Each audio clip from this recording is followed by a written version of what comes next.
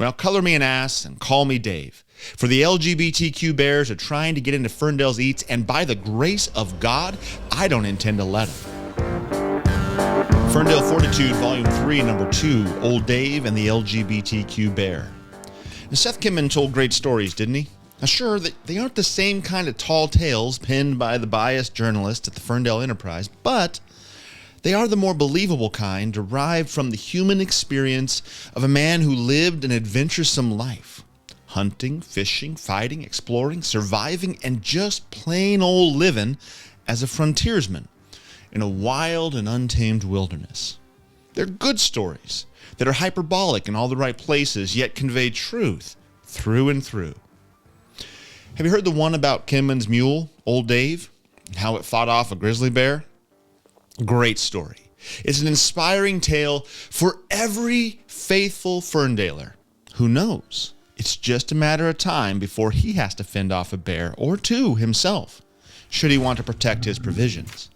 Now, I'm not talking about the silver-tipped brown bear that Kinman knew all too well, the grizzly. No, I'm talking about the analog sort, threatening our loved ones right now today. I'm talking about the fractious woke bear commonly seen this time of year, clad in rainbows, LGBTQ bears. Now, like grizzlies, woke bears can smell provisions half a mile away.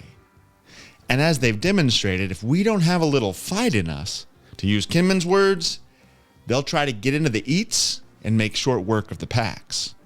Let's translate that. They'll corrupt the souls of our family and friends and encourage them to live sinful lives contrary to God's will. When a bear tried to get into Kinman's eats, Old Dave wouldn't let him. Well, color me an ass and call me Dave. For the LGBTQ bears are trying to get into Ferndale's eats, and by the grace of God, I don't intend to let them. Now, Kinman started his story, fighting with both ends, declaring that most animals, such as horses and cattle, are plumb scared of the sight or the smell of a bear. He said you just can't do nothing with them. But Dave wasn't afraid of them. In fact, he didn't seem to be scared of nothing. 2 Timothy 1:7 says the same thing of Christians. God gave us a spirit not of fear, but of power and love and self-control. It's everywhere throughout the scriptures. But consider Psalm 27:1. The Lord is my light and my salvation. Whom shall I fear? The Lord is my stronghold of my life. Of whom shall I be afraid? Like I said, color me an ass and call me Dave. And the same is true for every Christian. We have nothing to fear, especially not the LGBTQ bears. But I'm getting a little ahead of myself. In Kinman's story, the frontiersman was scouting game over near Table Bluff with his hunting partner when a bear descended upon Dave and the other hunter's horse. Now, the horse ran off as expected, but not Dave. The mule was faithful and intelligent, and he stuck around to fight off the bear. Now, as you might imagine, the bear's claws did rip through the mule's flesh. And Kinman writes, some of the wounds that Dave got, they left long scars, which he contended with, and he carried as long as he lived. But he stayed in the fight, kicking with his hind legs and stomping down with his front, fighting with both ends. Now, how do you suppose the story ends? Did old Dave win against a bear? Well, yes, he did, but not without help, and not with the finality that most anxious readers desire. Seth Kinman helped his trusty friend in his fight by plugging the varmint with a round from what I presume to be old cotton bale. That bear keeled over, and I thought I had him. And I guess old Dave did too, Kinman said, for he got a little careless, and that bear jumped to his feet and hit Dave so hard it toppled him over. But he wasn't hurt much, and was on his feet in a jiffy. I never did see such action as that mule showed, for now he was good and mad.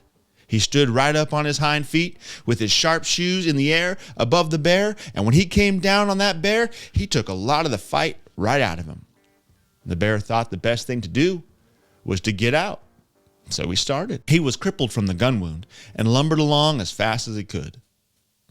And do you know, that mule was right after him, raising up and striking him down whenever he could. And that went on until the bear reached the dense brush where Dave couldn't fight him. He was glad to escape. That is the bear.